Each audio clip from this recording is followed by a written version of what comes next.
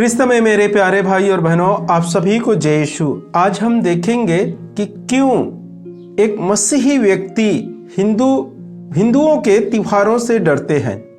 एक विश्वासी हिंदुओं के त्योहार से क्यों डरते हैं, इसके विषय में आज हम परमेश्वर के वचन के अनुसार थोड़ा देर मनन चिंतन करेंगे। देखिए, सबसे पहली बात क्या है कि छोटा विश्वासी हो या बड़ा, ये पुराना हो या नया विश्वासी, सब विश्वासी हमारे जीवित ईश्वर की साक्ष्य देते हैं कि हमारा पिता ईश्वर समस्त जग को निर्माण किया, सारे सृष्टि का मालिक है और सर्वशक्तिमान ईश्वर हमारे साथ रहता है, हमारे साथ चलता है। इस प्रकार से हम सभी लोगों के सामने साक्ष्य देते हैं और उसके बाद हम इनके पास जाने के लिए भी डरते हैं।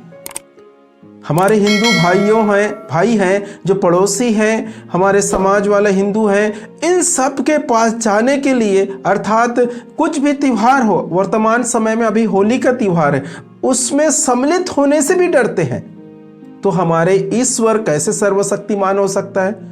जब हम डरते हैं, कांपते हैं साधारण लोगों के पास जाने के लिए, उनसे त्योहार में सम्मिलित होने के लिए, तो हमारे सर्वशक्तिमान ईश्वर कैसे हो सकते हैं? जब हमारे ईश्वर सर्वशक्तिमान है, उसने समस्त जग को निर्माण किया, उसने हम सबको बनाया और वो हमारे साथ चलते हैं, तो हमें डरने की क्या बात है?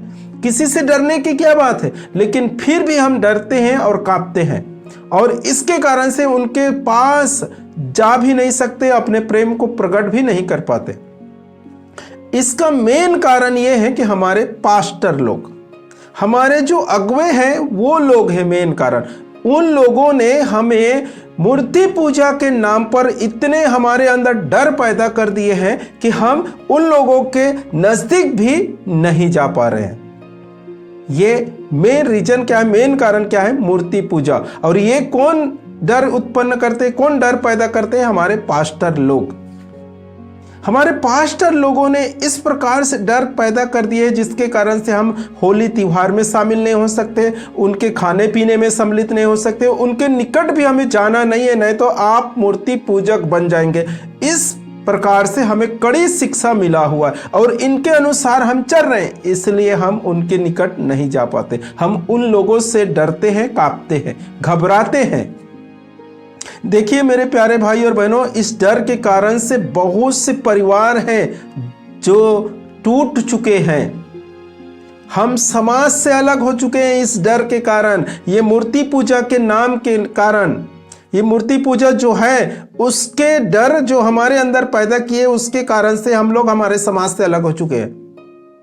कुछ लोग ऐसे हैं जो अपने माता पिता से अलग रहते हैं, कुछ परिवार ऐसे भी हैं कि अपने रिश्तेदारों से दूर हो चुके हैं, और कुछ परिवार विश्वासी लोग इस प्रकार जीवन जी रहे हैं कि पति पत्नी अलग है।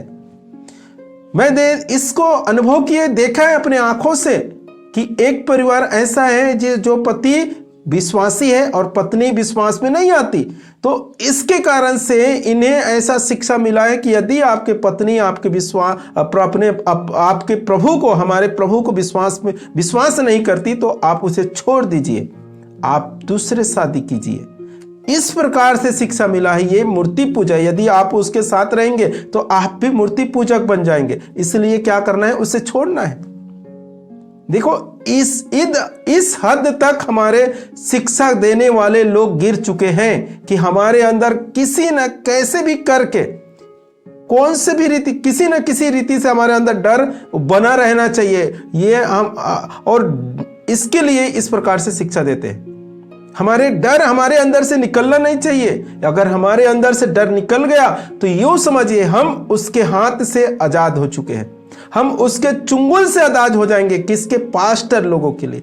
इसीलिए इस प्रकार से शिक्षा हमेशा देते रहते, हमारे अंदर थोपते जाते, हमारे कंधों पे इस भारी रीति से ये शिक्षा को बांध कर रख देते हैं कि हम इससे निकल ही ना पाए।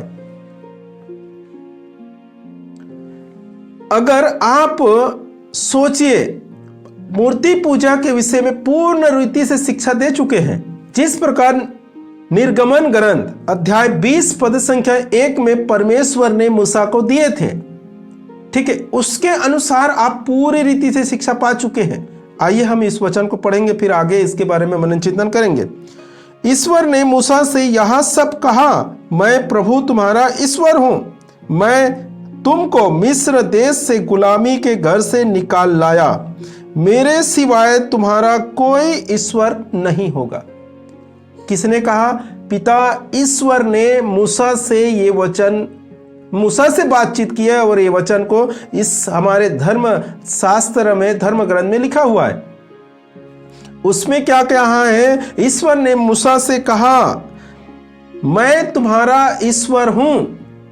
और आगे जब पढ़ेंगे तो उसमें लिखा है, मेरे सिवाय तुम्हारा कोई ईश्वर नहीं होगा। हर एक विश्वासी जानता है कि हमारा ईश्वर प्रभु यीशु मसीह है और उसके छोड़ कोई ईश्वर नहीं है, और उसी के अनुसार हम विश्वास करते हैं, उसकी स्तुति, आराधना और प्रार्थना करते हैं नित्य निरंतर।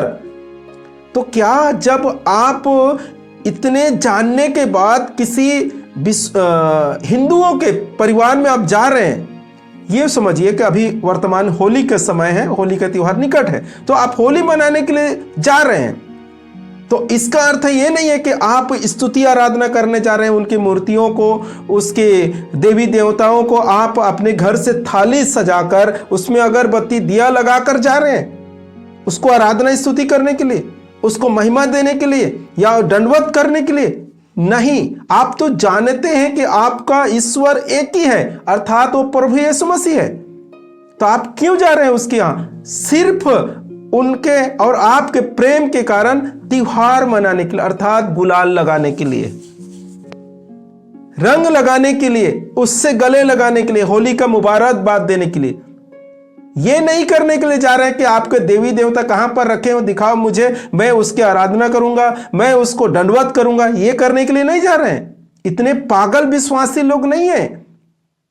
फिर क्यों इस बातों को लेकर डराते हैं हमें, क्यों धमकाते हैं हमें? इसका कारण यही है कि विश्वासी हमारे हाथ से छूट ना जाए। अगर हम जब डराएंगे नहीं तो पैसे कैसे निकालेंगे? ये एक कारण है, ये डर के कारण। आप इस दुनिया में देख लीजिए, जो डराता है वो सबसे बड़े व्यक्ति बनता है।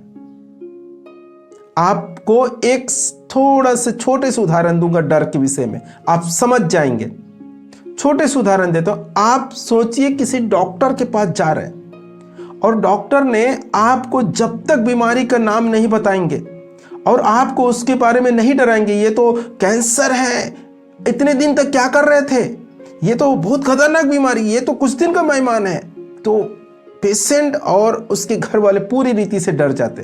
और डरने के कारण क्या होता है मालूम है क्या? कि खुद पेशेंट के घर वाले लोग पूछते हैं डॉक्टर से कि डॉक्टर साहब कितने पैसे लगेंगे। देखो, डॉक्टर बोलने से पहले वो लोगों के मेंटेलिटी क्या बन गई कि डॉक्टर साहब कितने पैसे लगेंगे, कैसे भी करो ठीक कर दो।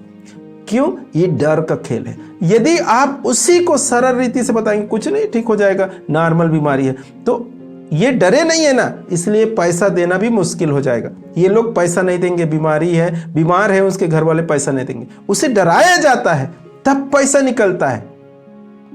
साधारण सी बात है, आपको कोई 10 रुपए मांगेगा तो नहीं देंगे, लेकिन आपके इसे खोपड़ी पे एक गन रख दिया गया है और बोलेगा जो भी है निकालो, तो आप लाख रुपया भी क्यों ना हो आपके पास दे दोगे। ये डर का खेल है। उसी रीति से आप समझ सकते हैं कि हमारे अंदर कितने बड़े बड़े ये मूर्ति पूजा के नाम पर डर भर देते हैं और इसके कारण से हम लोग आजाद नहीं हो पाते। कहने का अर्थ क्या है कि डर के कारण हम एक दूसरे के नजदीक नहीं जा पा रहे। ये डर है, ये डर है। मेरे प्रिय भाई और बहनों, हमें इनसे आजाद होना है। परमेश्वर के वचन को सीखिए, परमेश्वर के वचन को पढ़ना सीखिए, जांचना सीखिए।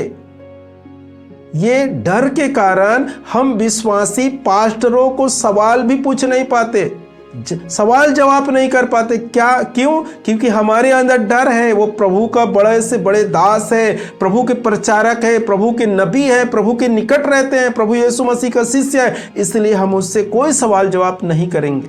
यदि विश्वासी उस प्रचारक को या उस पास्टर को अगर छोटे से भी सवाल जवाब किए तो वो सवाल जवाब के उत्तर नहीं दे पाएंगे, मैं फुल गारंटी देता हूं। लेकिन विश्वासियों के पास बहुत से सवाल जवाब है, लेकिन पूछ क्यों नहीं पाते? ये डर के कारण। ये डर के कारण मेरे प्रिय भाई और बहनों समझिए कि मूर्ति पूजा क्या है, मूर्ति पूजा किसे कहते हैं। यदि आप अपने दिल से, हृदय से किसी पत्थर को ईश्वर समझते हैं तब मूर्ति पूजा होगा। किसी पत्थर या किसी मूर्ति को आप जाकर दंडवत कर रहे हैं तब मूर्ति पूजा होगा। कहीं ऐसा क्या हम गुलाल लेकर अपने मित्रों से मिलने गए और उसे गले लगाकर गुलाल लगाए तो ये मूर्ति पूजा नहीं होता। हम तो जानते हैं हमारा ईश्वर एक ही है, वो है प्रभु यीशु मसीह, इसके छोड़ और कोई ईश्वर नहीं है। तो फिर मूर्ति पूजा कैसे होगा? क्या उसके भोजन को खा लेने करने से हम उसके घर गए तो हमको भोजन खिलाए, ठीक है, अति उत्तम बात है कि हमको भोजन खिलाए, हम प्रेम से उसे खा लिए, तो इससे क्या मूर्ति पूजा होगा? क्या हम उसके मूर्तियों को दंडवत करने जाते हैं? क्या उसकी मूर्तियों को आराधना स्तुति करने जाते हैं? क्या अगरबत्ती दीवा लगाने जाते हैं? नहीं, हम अपने मित्र, अपने सगा संबंधी, अपने समाज वाले, अपने परिवार वालों के साथ होली मनाना। होली मनाने की क्या है? कलर लगाने की बात रहता है, उसमें आराधना स्तुति करने के लिए नहीं लगाएंगे। तुमको पकड़कर चलो अब हमारे इस पत्थर की मूर्ति है उसके सामने बैठाएगा और बोलेगा कि चलो इसको दंडवत करो, ऐसे बोलेगा क्या? नहीं बोलता। कोई भी व्यक्ति किसी को जबरदस्ती नहीं करते। अगर तुम्हारे हृदय में उसके प्रति ईश्वर समझकर आप सोचते हैं तो मूर्ति पूजा है। यदि आप अपने मन से, अपने दिल से उसे दंडवत करते हैं तो मूर्ति पूजा है। लेकिन आप सिर्फ गुलाल लगाने जाते हैं तो उस मूर्ति पूजा नहीं होता। मेरे प्रिय भाई और बहनों, ये सभी खेल जो है पूरे खेल है डर की है। तो आप डरना घबराना बंद कीजिए और परमेश्वर के वचन में मनन लगाइए। परमेश्वर के वचन को पढ़िए, उसमें लिखा क्या है इसके अनुसार कीजिए, तो आप इन सब चीज से डरेंगे नहीं, घबराएंगे नहीं। परमेश्वर आपके साथ है, मूसा के साथ था, उसी प्रकार हर एक विश्वासी के साथ परमेश्वर है। तो मेरे प्यारे भाई और बहनों, आज आप समझ गए होंगे कि होली हम मना सकते हैं, होली खेल सकते हैं, इसमें कोई पाप नहीं है, कोई मूर्ति पूजा नहीं है। बेफजूल के ये लोग हमें डराते हैं, धमकाते हैं। परमेश्वर पिता आपको और आपके परिवार को भरपूर मात्रा में आशीष प्रदान करे। आप सभी को जय यीशु।